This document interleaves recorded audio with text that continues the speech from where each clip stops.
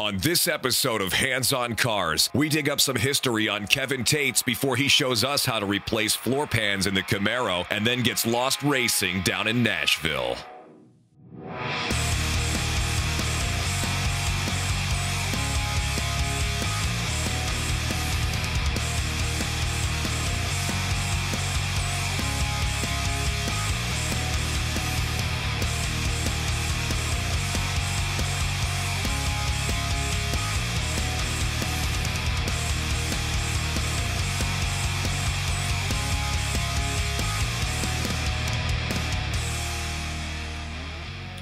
Well, we got Zed's sled stripped down to the bones, and let me tell you, it ain't pretty.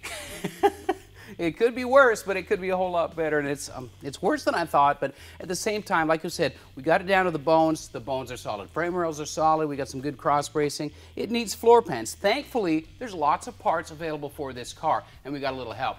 Check this out. These stamped replacement pans came from National Parts Depot, and they're fairly accurate representations of what needs to go in this car. Now, there was a floor redesign in 1977, I believe, so your earlier model pans won't fit. These will, but they still require a lot of whittling. And there's an interesting challenge with the toe boards, too. We'll show that to you in just a second. Now, if you take a look right here, this is where the floor pan stops. And as you can see, we've got some issues here on the toe board. Well, welcome to restoration. This is well, it's just part of the game.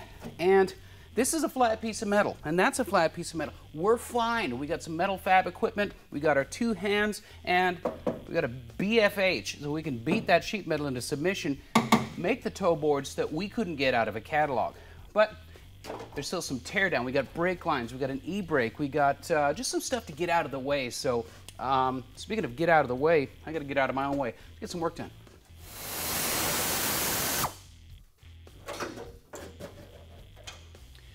Don't destroy this stuff. This can be used as a template. If you got to make another fuel line, if you got to make another brake line, hang on to this stuff and hang on to the shape that it's in. Find a safe place to store it.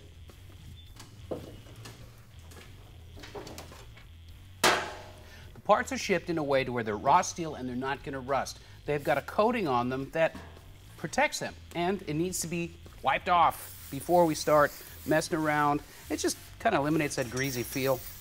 But a pre-painting prep gets rid of that protective coating in a hurry.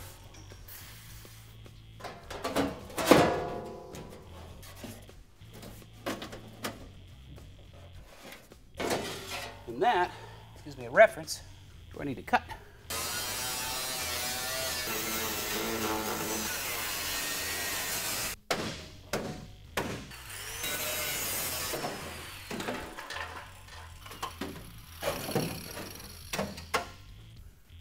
Now all I have to do is drill out the original spot welds with my Eastwood spot weld cutter and use an air chisel to help remove the remaining floor from the bracing.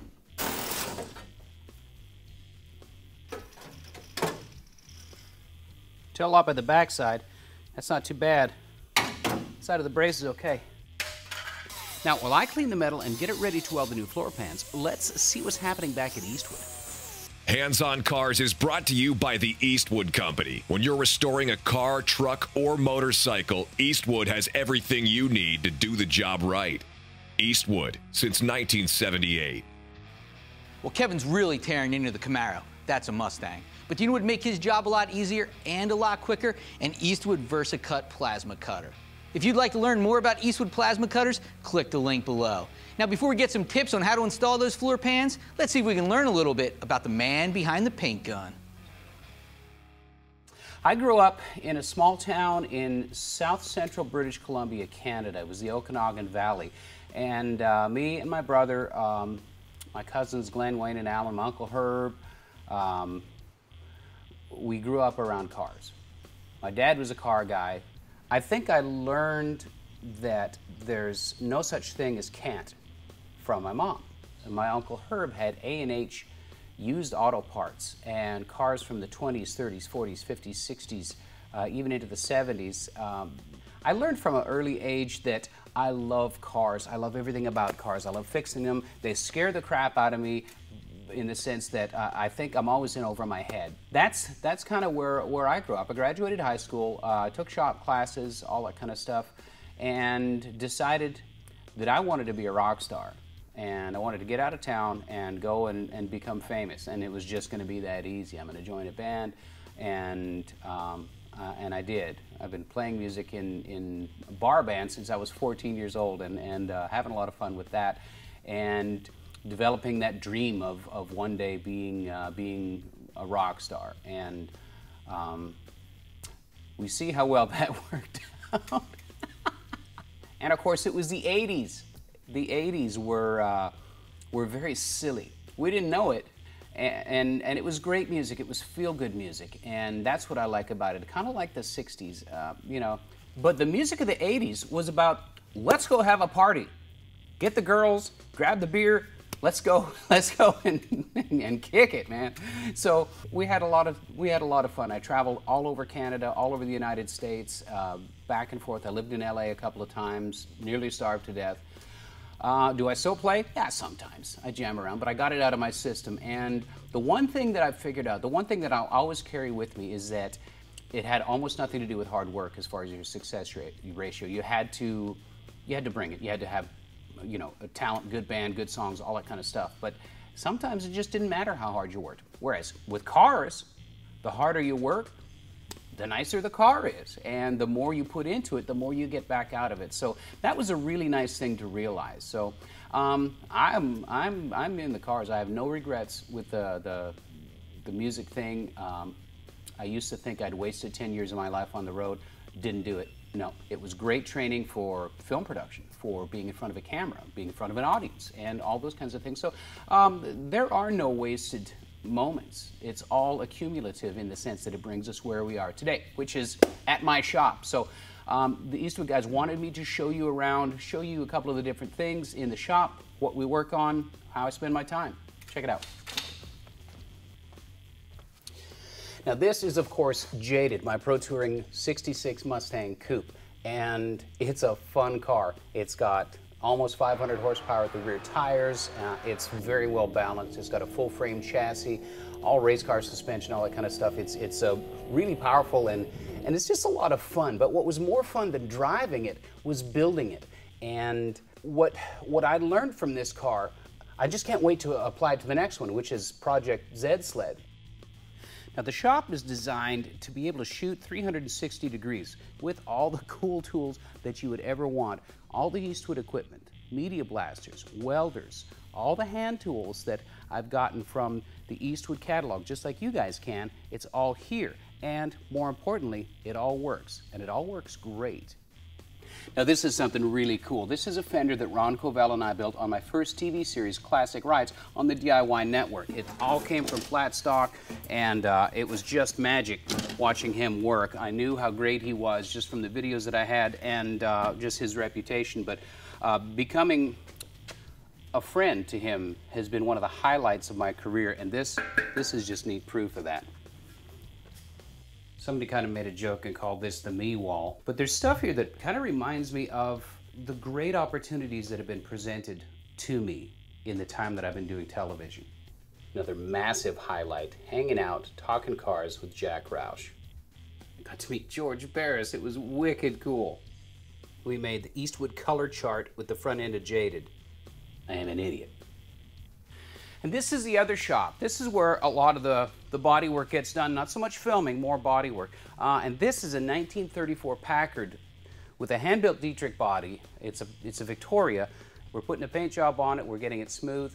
And it's going to be something that the owner really enjoys. And this is the rest of the Packard on various stands. We've got Eastwood 1-to-1 epoxy and high-build poly surfacer, the contour poly surfacer on these panels. It should be quite obvious that I have a lot of confidence in the quality of the materials, and I wouldn't be using it on this car if I didn't. Wow. I mean, Kevin's really cut back on the hairspray over the years, and the eyeliner, and the fishnets, but it's a good thing he's laying off the Aquanet with all the sparks he's making working on the Z Sled. He does have quite a shop and a cool collection of cars and Eastwood tools. But now, let's get back to the action and learn how to install those floor pans.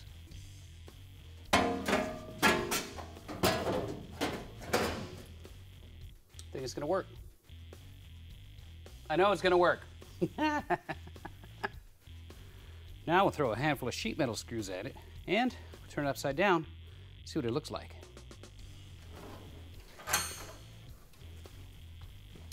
All right, the pan fits pretty good. And since our braces have integrity in them, the metal's still good, and we saw it from the bottom side, now we can find a more permanent mounting solution. So here's another reason to clean that cosmoline or whatever this, the rust prevention coating is off of there. Now, you can trace lines outside your braces when you pull that panel off again, because you're not done. You want to mimic the plug welds from the factory or the rosette welds. So this gives you an idea where the braces sit. Actually, it doesn't give you an idea. It tells you precisely where the braces sit. And you can mimic the factory spot welds, even the factory spot weld locations. So my nifty little plan to utilize this good metal here as a shelf is going to work. That goes about there. That goes about there. So now we can fine tune. We can, I call it sneaking up on it. We can sneak up on this repair and, for instance, right here, got a little more trimming to do, but that's okay, that's okay. And with our drilling from the top down, we can tighten this up. It's a good day. Flintstone, no more. Now all I have to do is mark 7,000 plug weld locations with a Sharpie so I know where to drill the holes. Hope I got a sharp bit. So why is it necessary to drill 11 billion holes? Well, you got to remember, it's a unitized body car. The floor is the car. The floor is the frame. Let's put as many, or if not a little bit more, structural links and connection points in the new floor as there was in the old. At least GM did minimum tolerances. So did everybody. Lots of holes. More stronger. With a rust encapsulator. From insurance, even though the metal's pretty darn okay. The weld through primer on the contact areas, which is a zinc primer. Now we can float that sucker in there. Once I get this in position, I'll temporarily attach it with sheet metal screws and then weld it into place with my Eastwood MiG 175.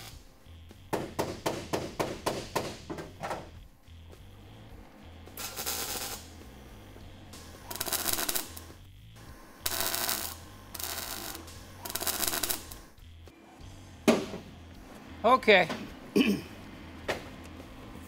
Well, another 175 plug welds. We'll have floors in this thing. The truth is, I'm tired, I'm bored. Good Guys is just down the street. We're going to jump in Jaded and go and have some fun. This will be waiting for us when we get back.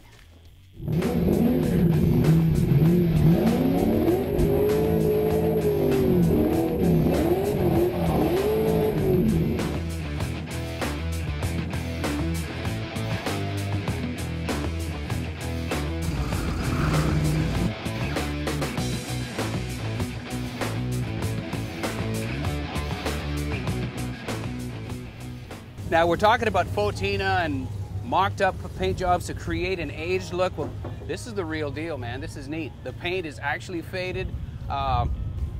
It's authentic. Well, except for the, there's an African livestock making love to his front seat, but you talk about a diamond in the rough. In Z-Sled, we're putting a 6-liter LQ4 engine with a 4L80 transmission, modern LS power. Well, this is out of a 2004 Escalade with 58,000 miles. Yeah, it's got the iron blocks, so what? It's got the Cathedral Port aluminum heads. This thing with a cam swap can make about 440 horsepower naturally aspirated without doing anything to it. You throw a power adder at it. It's got 6-bolt mains. It's an amazing engine, and it's exactly what we're going to use for the Z-Sled Camaro. So you just never know. I thought we weren't going to find anything, but this is a great deal, and that's a great price. You guys are no stranger to TC Panic, Bay One Customs. How you doing, buddy? Good, good. Glad to be here. Good.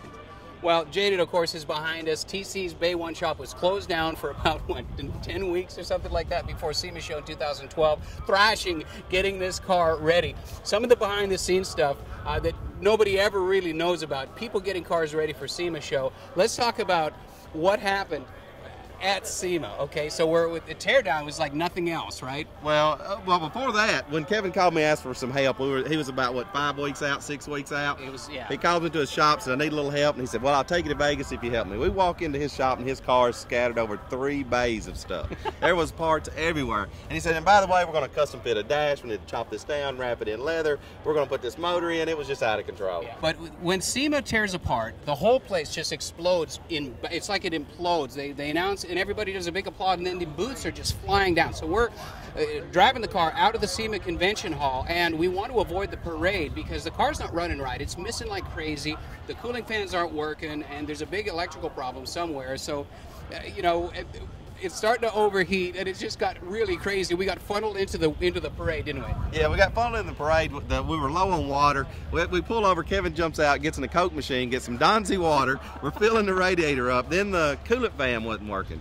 So as we get past the parade, it starts overheating a little bit. We have to borrow a piece of wire from a truck driver. Kevin's got it jobbed into the computer in the other end into the cigarette lighter. Fan starts working. Before we know it, we're in 4 lanes of rush hour traffic in Las Vegas. Yeah. But you know what? The car held up. It turned a lot of heads, and everything is held up. It looks fresh. This is a 2-year-old paint job, and you'd never know it. I mean, it still looks good. So your work, everybody that helped with it, I mean, the work was done well. It was done fast, but it was done well, wasn't it? Yep, and I'm excited to get a ride with you in the road course here in just a few minutes. Yes, we are going to take Jaded to the autocross, and we're going to try and make TC pee his pants.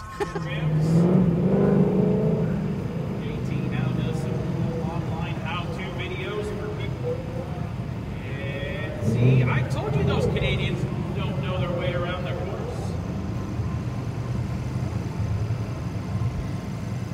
Right now, Kevin's like, oh no, and Tim has the microphone and I am lost. That's pretty good driving. He left all the cones standing, but yeah, he's on what we call an off-track excursion right now.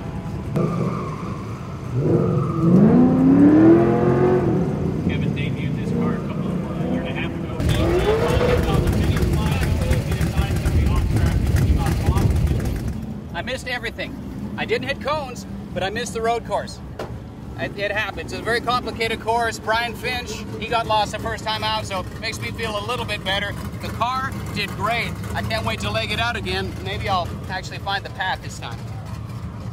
All right, Chris Lee is here from Kiwi Classics and Customs. Chris is a buddy. He helped work on Jaded. How you doing, man?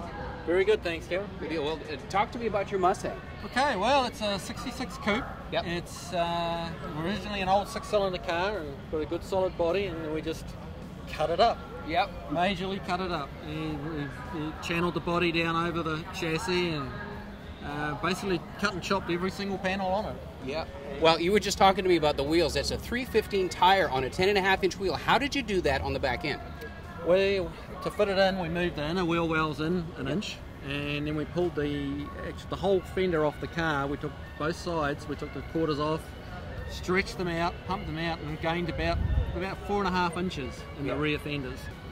Well, one of the coolest things about it is that from the side profile, you can't tell, but if you look at it down the line, you've got this beautiful Coke bottle sculpting down the bodywork. How many hours have you got in the sheet metal as it sits? As it sits, probably 3,000 hours. Wow. And of course there is a Eastwood epoxy 1-to-1 primer on it, right? There is Eastwood epoxy on it, and all the sheet metal fab, everything has been done with Eastwood welders. Yeah. TIG welder and MIG welder, plasma cutter. Had a great run out of them. Yeah. Well, it's good equipment and it's affordable, and they've got a great warranty, right? They've got a very good warranty. They stand behind their product.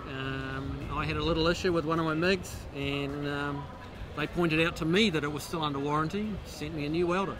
You just can't ask for more than that. No, you can't beat that. So tell me about plans for the car. Where's it going? It's going to SEMA in November. It's going to be on the trick flow stand. SEMA in New Zealand means SEMA. Got to find someone who can do me a good paint job on it. Well, I think I know a guy that might be able to spray the car. But before we go away, talk to me about the engine. Tell me, spit some numbers out. What's going on with that? Okay, it's a 460 big block. It's getting stroked out to 557 cubic inch. It's got a complete trick flow top end on it. CNC cylinder heads, aluminum cylinder heads, single plane high rise intake, huge 1050 trick flow carburetor on it.